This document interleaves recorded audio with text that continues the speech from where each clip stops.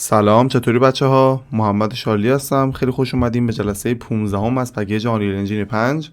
بریم سراغ آموزش که قراره یه جلسه خیلی باحال و پر از نکات خفن داشته باشیم و قراره این صحنه رو نورپردازی بکنیم. برو بریم.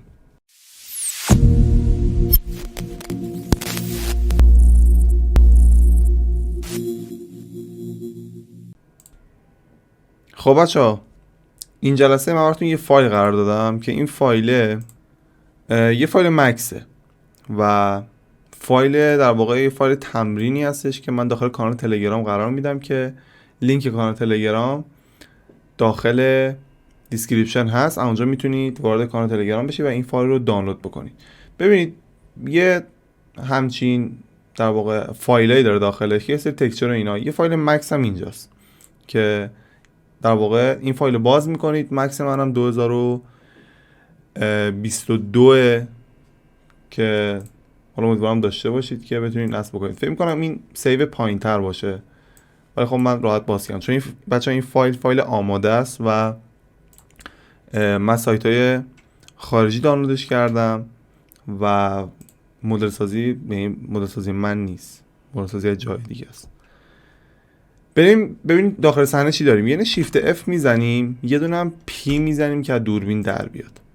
سی رو بزنیم بچه‌ها. ببینید یه سری دوربینای خیلی باحالی گذاشته خودش داخل مکس که حالا میتونیم این دوربینا هم استفاده بکنیم داخل کارمون.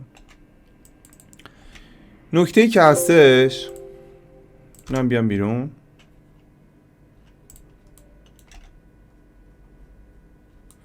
ببین بچه‌ها، صحنه ما همچین صحنه‌ایه. خب اگر دیدید یعنی سنگینه، داخل آنریل نمیاد. مثلا بیاید این فضاهایی که نیاز نداریم رو کلا پاک بکنید، اینا رو کلا پاک بکنید، اصلا نیازمون نمیشه. ببین بچه‌ها، موقعی که یه فایل مکسی به شما میدن، کلا قبل اینکه الان وارد آنریل بکنم، کلا وقتی دید حالا یه نفر مدل سازی انجام داده براتون فرستاده، یه سری اینجا براتون مثلا نور گذاشته، اینا رو پاک، به نظرم پاک کنید، چون خود آنریل خب نورای خیلی بهتر و جالب‌تر داره. همینا هم میتونیم استفاده بکنیم، ولی خب داخل صحنه نمیاریم چون سنگین نشه. مثلا اینا پاک میکنیم ما کلا، و خورشید هم همینطور کلا میزنیم و پاکش میکنیم. اینجا خب یه سری لایه بندی داره که مثلا اینا میذاریم باشه، اینا باشه، مثلا دوربین و اینا داخل صحنه، مثلا اینا رو میتونیم کلا پاکش بکنیم که حالا من میذارم حالا باشه. بریم داخل صحنمون ببینیم داخل صحنمون ما چی داریم. بذار اول من اینو هیدنش بکنم. ببین بچه‌ها، یه فضایی داریم، یه فضای خیلی خیلی ساده، یه حالت لیوینگ رومه، یه آشپزخونه اینجاست و همین، اصلا چیز خیلی عجیب غریبی نیستش. ما میخوایم این صحنه رو بیایم و نور پردازی بکنیم و ازش استفاده بکنیم. حالا امیدوارم یکم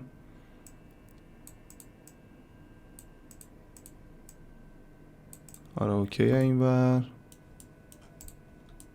ببینید یه فایل خیلی سبکیه. حالا اینو می وارد آنریل میکنیم. از این قسمت اکسپورت من دیگه معمولا از این قسمت استفاده میکنم دیگه، واسه وارد کردن داخل آنریل. از حالت لایو لینک و اینا کلا من زیاد خوشم نمیاد. همینجا یه دونه در واقع پوچه داخل دسکتاپ من درست کردم و همینجا من اینو با همین اسم من اینو سیوش میکنم. منتظرمونیم تا در واقع اکسپورت بگیره. داخل آنریل هم میایم یه دونه صفحه کاری باز میکنیم، صفحه در واقع آرکیتکچر باز میکنیم و اسمش هم مثلا میذاریم هر چی دوست دارید، مثلا داخلی، مثلا حالا فینگلیش هم نوشید اصلا مهم نیستش. و بچه‌ها آنریل 52 رو دانلود کردم. همین دیشب دانلود کردم، فکر کنم هر شب بود، دیشب بود، یادم نیست. و یه همچین صحنه‌ای داره آنریل 52. این قسمت خودش اتوماتیک اضافه کرده، این قسمت رو، و این پایین برداشته که حالا اینا میاد دیگه. ما اصلا کاری هم نداریم، میایم اینجا و میذاریم رو حالت UE4 که همچین شکلی ما بده و همچین چیزی داشته باشیم. اینم میزنیم که برم پلاگین نه اوکی نه. خب ببینیم اکسپورت رو برای ما گرفت یا نه. بریم بچه‌ها اینجا برای ما این که فایل آنریلمونه که داخلی نوشیم، این دوتا فایل اکسپورتمونه که اینو ما وارد میکنیم که اسستاش همه داخل اینه، یعنی جفتش هم مهمه. میایم داخل آنریل، میایم این قسمت دیتا اسمیت و فایل ایمپورت رو میزنیم و این فایل رو در واقع وارد میکنیم. مثلا یه تیردی هم میزنیم داخل یه پوشه جدا. بچه همیشه برای خودتون پوشه بندی بکنید. حالا این پوشه بندی خیلی ساده است. میگه که آقا جیومتری وارد بشه، میگیم بله. میگیم متریال و تکسچر هم وارد بشه، میگیم بله. ببین بچه‌ها متریال و تکسچر رو چرا دارم وارد میکنم؟ برای اینکه این جلسه ما لازم نیست کاری با متریال و تکسچر اینا داشته باشیم. الان نورپردازی برام مهمه، چون اول هر کاری ما قراره نورپردازی بکنیم و اون نورپردازی به کار ما میاد. برای همین اصلا نگران این نباشید. براتونم 100% با متریال وارد میشه دیگه، نکنید همش با متریاله. به همین راحتی و خوشمزدگی. اینم من یه صفحه کاری خود آنریله، اینم منم پایین تر، حالا شاید لازممون شد.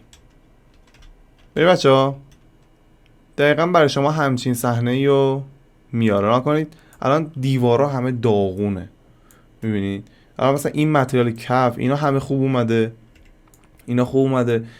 این متریال دیوار اوکیه ها، ولی خب اسکیلش مشکل داره و اسکیلش رو در واقع باید درست بکنیم یا اصلا یه متریال دیگه بدیم، مثلا یه همچین متریالی بهش بدیم که داشته باشیمش. من یه صحنه رو یه نگاه بکنم ببینم جایی واسه نشت نور نداشته باشیم. همیشه شما هم چک بکنید، مثلا زیرو چک بکنید، برید بالا نگاه بکنید ببین کاملا بسته باشه همه جا. این جلسه قبل بهتون گفتم اینا رو همه رو چک بکنید. نکته بعدی که میمونه بعد اینکه کارتون رو ایمپورت کردید حتما براش یه دونه پست پروسس بذارید بچه‌ها. ببینید اینهاش، این پست پروسسی که اینجا میبینید واسه حجممونه دیگه. اینا بچه‌ها یکم شلوغم میشه اینجا، یعنی کلیک میکنم ناکن اینجاش این لایه بندی الان پست پروسس ما اینجا داریم.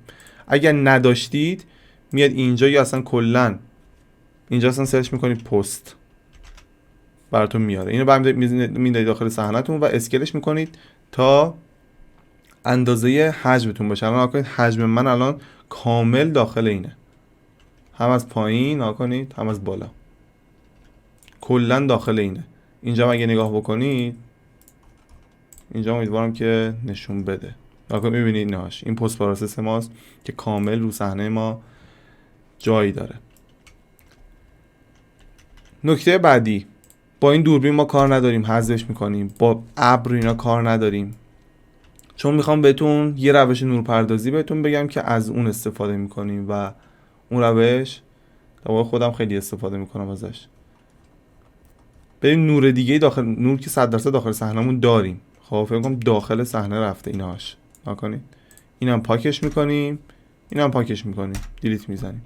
صحنه ما الان کاملا چی شد؟ تاریک شد. این نور چیه بچه‌ها؟ نور تلویزیونه، چون لومن داریم دیگه داخل صحنمون. برای همین باید بیایم نور تلویزیون رو خاموش بکنیم. اینا همه بچه‌ها نکته است ها، اینا رو من قبلا بهش برمیخوردم گفتم خدا این نور الان چیه اینجا؟ نور تلویزیون که مثلا انقدر نیست، ولی خب آدم بعضی جا به مشکل میخوره و یه جاهایی باید در واقع راه حلش رو پیدا بکنه، حالا هر چقدر زمان قرار ببره. قبل اینکه نور رو بچه‌ها اینو کمش بکنیم میایم پست پروسس در واقع سلکتش میکنیم، میایم اینجا بلوم رو میزنیم و این بلوم رو میزنیم روی صفر، نکنید صفرش میکنیم که این حاله این نور تلویزیون برای ما بره. کلا هرچی حاله نور هست برامون بره. حالا الان این نور تلویزیون دیگه خیلی زیاده و صحنمون رو روشن کرده. حتی اگه اون بچه‌ها که حالا آرتیکس داشته باشن اینو مثلا بزنن روی پست ریسینگ نکنید کامل میاد یه صحنه روشنی بهشون میده. حالا یکم فکر کنم طول بکشه. میبینید موقعی که میاد اینو رندر میکنه کلا صحنه اصلا روشن میشه. حالا روی گزینه لیت هم میذاریم همینجوریه.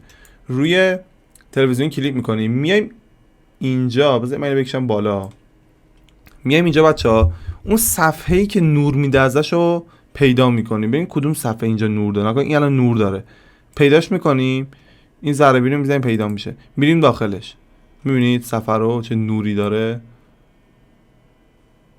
میایم اینجا اینو میزنیم، مثلا کرونا هم هست، یعنی کرونا لایته که از داخل مکس آوردیم میگه. اینو برید اینجا، اینو مثلا میذاریم مثلا یک مثلا میذاریم. به بخش متریال بچه‌ها میرسیم، ما اصلا نگران نباشید. من اینو یک میذارم، اپلای میکنم، دقیقا عین من پیش برید. میام اینجا اینو میبندم، اینم میبندم. ببینید نور ما هنوز هست. خب مشکل دیگه کجاست؟ بذارید من دوباره برم داخل این نور، دوباره میام اینجا اینو میزنم، این اصلا میزنم صفرش میکنم کلا، که از این جهت خیالمون راحت باشه که اصلا این متریال نور نداره. میایم پایین ببینیم اینجا دیگه چی هستش. فکر میکنم احتمالاً مشکلم از همین باشه، یعنی این. ببینید اینهاش، یه نور دیگه اینجا داریم، ببین اینهاش، این نوره. میایم اینجا میزنیم اینو، این نور هم اینجا داریم میگه، میزنیم صفر میشه. اپلای میکنیم. من این رو میبرم بالا که اگه بخوام تغییرش بدم سریعتر بیاد. ناگهان بچه‌ها خاموش شد. حالا نمیخوایم بالا زیاد خاموشم بشه، مثلا میذاریم یه ذره نور داشته باشه. برم چقدر روشن شد صحنه. ناگهان بچه‌ها خیلی صحنه روشن میکنه. میذاریم 0.1.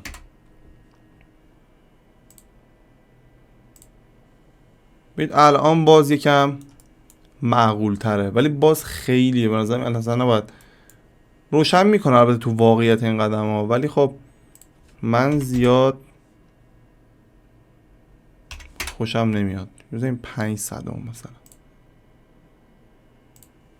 ببین این باز یکم حالا یه کوچولو معقول تره، بهترم هستش، که فقط یکم معلوم بشه که صحنه ما روشنه. اگه روی پس ترسینگ هم بذاریم بازم خوبه.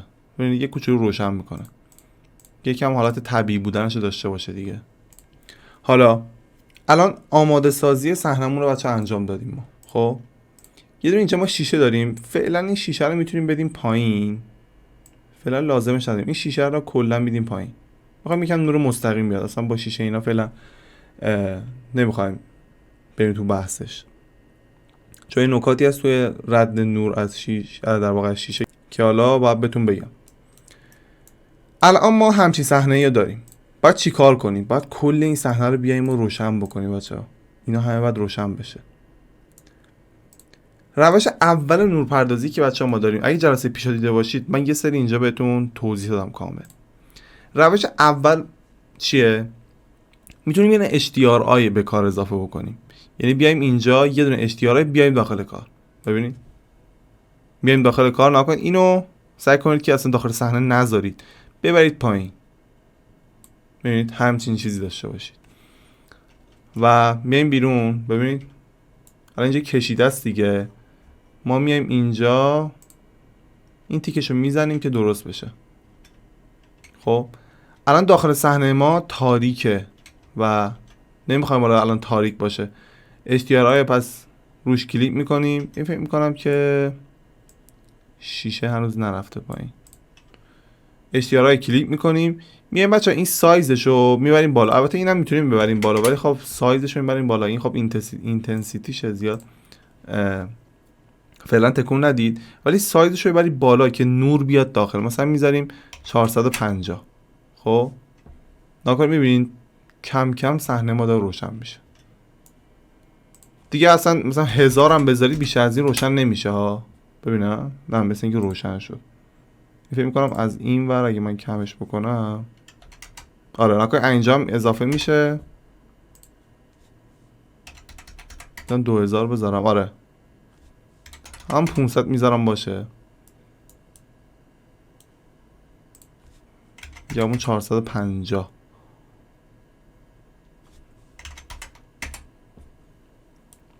همچین صحنه ای. خب حالا برای این دیوار چیکار کنیم؟ میایم اینجا دیوار کلیک میکنیم، روی دیوار اینجا که داریم میریم توی، ببینیم متریالش کجاست، اینجاست. خب یه همچین متریال عجیب غریبی به ما میده که الان فعلا با متریالش کار نداریم اصلا. و نکته ای که هستش، میایم اینجا ببینید متریال مکس اینا، اصلا داخل مکس خیلی سبکتر از اینه ها، یعنی کمتر از اینه، ولی داخل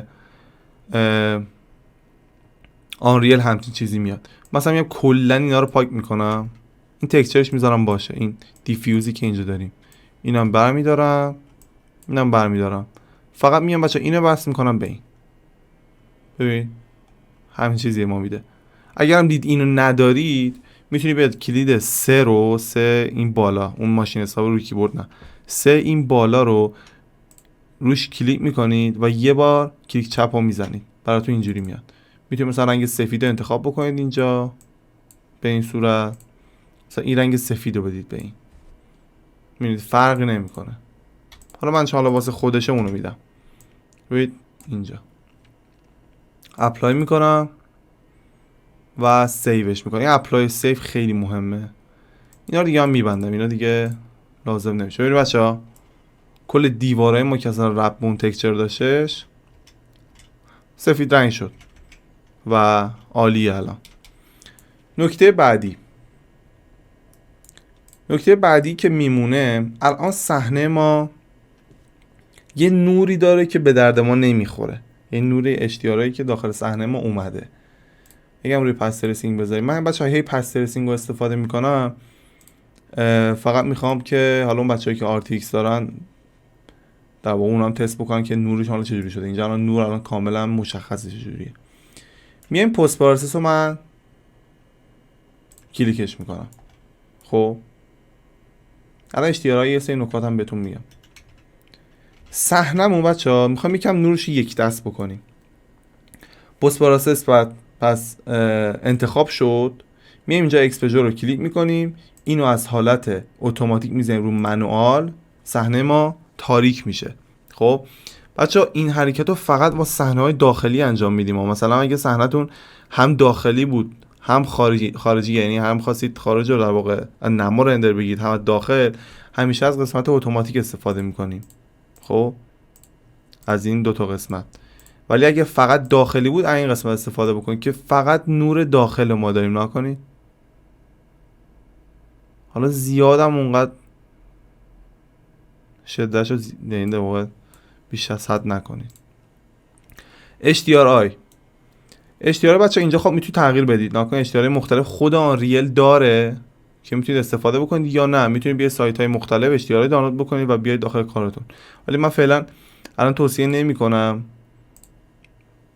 ببینید فعلا از همین رو استفاده بکنیم واسه تمرین کردن که فعلا داشته باشیم. HDRI مثلا دانلود کردید همینجوری مثلا بگیرید بندازید داخل صحنه براتون میاد. بعد همینجا مثلا بیا سرچ بکنید اسم HDRI براتون میاره. حالا فعلا من استفاده نمی‌کنم. یه HDRI انتخاب می‌کنم مثلا همین اولیه، همین که معمولا خودم برای تست رندر استفاده می‌کنم برامون میاد.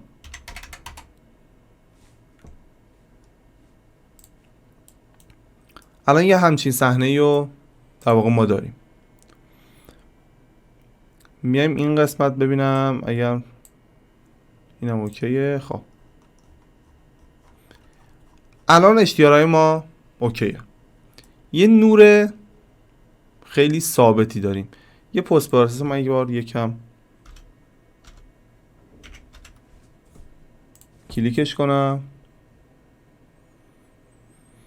میام اینجا. ببین بچه‌ها اینو مثلا دستی مثلا بزنید 15. خب صحنه ما یکم روشن شد، مثلا بزنید 16. خیلی اینقدر دیگه چیز نشه. اما مثلا 14 شروع میشه، 14 خیلی کمه، مثلا 15. اینقدر میذاریم واسه ما نور رو بیاره داخل. خب نکته بعدی بچه‌ها، ما الان داخل صحنمون روشن هستا ولی سایه‌ای به اون صورت نداریم. یعنی سایه داخل کار ما نیستش. میایم پشت پنجرمون، الان صحنمون یکی کوچولو باز بهتر خودشو نشون میده. یه دونه رکتنگل لایت میذاریم، نور صفحه‌ایه که معمولا ترکیب میشه با HDRI که به ما سایه بده و سایه رو ما داشته باشیم. بریم بچه‌ها، این نور صفحه‌ای که ما اینجا داریم، جلسه قبلا بهتون گفتم اینه، خب یه سری تنظیماته. این قسمت پایین ما صفرش میکنیم که این برای ما یه چیز صاف باشه. خب و میایم روتیتش میکنیم 90 درجه اینور. این حتما درجهش روشن باشه ها که برای شما 90 درجه دقیق در بیاد. اینو برمیدارم میذارم پشت پنجرم که این نور کمکیه یه جوری، و ما این نور کمکی رو داریم برای سایه هامون. میام عقب‌تر، اینو من خاموشش میکنم که یکم نرم‌تر عقب جلو بشه. میبینید به این صورت. ببین الان نورش خیلی زیاده. خب نورش رو مثلا میذاریم 3 یا مثلا 2 فکر کنم خوبه، یکم خوبه، 1 خوبه. ببینید صحنه ما یکم روشن شد و بهتر شد. نکته‌ای که هستش، ببینید بچه‌ها، اگر من بیام اینجا این نور رو خاموش بکنم، واقعا یه همچین صحنه‌ای داریم. این چراغ رو نگاه بکنید، الان روشنش میکنم، نکنید. من همچین سایه‌ای از کاراتون میخوام، همچین چیزی داشته باشه. حالا این سایه رو میخوام تیزترش بکنم، باشه. میام اینجا 64 رو مثلا چند میذارم؟ 64 رو مثلا میذارم 20 ارزشو، در واقع آره دیگه، ارتفاعش هم مثلا همین میذارم 20. ببینید چه اتفاقی افتاد. الان نور من سلکت دیگه. ببینید الان ما این نور اینجا داریم. خب میخوام نور، در واقع میگم نور سایه اینجا داریم میگه، میخوام سایه کم محو بشه. الان نمیخوام اونقدر تیز بشه، مثلا میذارم 80 در 80. ببینید این ابعادش بزرگتر شد، سایه ما محوتر شد. مثلا میذارم 5 در 5. ببینید خیلی اصلا اینجور چیزا ما نداریم، ما این حرکت ها نزنید سایه های تیزی داشته باشیم. میذارم همون مثلا 65 در 65. نکنید خوبه این، ولی باز یکم هم 55 میکنم اینو، اینم 55 40. باید بچه ها بازی کنید با این نور. 30 در 30. ببینید بهتره، بازم یکم اون حالت، اون حاله رو من میخوام داشته باشه. اینا بچه HDRI من میذارم 450 میمونه. این مثلا کمتر 300 کنم، آره اوکی. این طرفم 450 بمونه. اینو مثلا میذارم نیم، یعنی بک‌گراندشو میذارم 0.2 مثلا، یکم معلوم بشه پشت، یا مثلا همون نیمم اوکیه. یه همچین چیزی ما داشته باشیم. ببینید الان صحنه ما کامل اینجا روشن شده. میبینید اینجاهایی که بچه‌ها نور نداریم، خب منطقیه دیگه روشن نباشه. اینجا ما باید چیکار کنیم؟ بیایم نور سقفی بذاریم براش که حالا به اونجا هم میرسیم. پس چی شد؟ ترکیب نور HDRI و نور صفحه‌ای پشت پنجره ها. این بهترین روش نورپردازیه و خیلی نورپردازی خیلی باحالی میتونید باش در بیارید. حالا نکته اینو بچه‌ها میذاریم رو موویبل، هر چیزی که داریم و رو موویبل میذاریم، هر نوری که داریم. حالا میتونه حالا باز کمتر باشه، مثلا 0.5 یه همچین نوری مثلا به ما بده. این نور ما بچه‌ها الان یه سری نکات داره که بهتون بگم.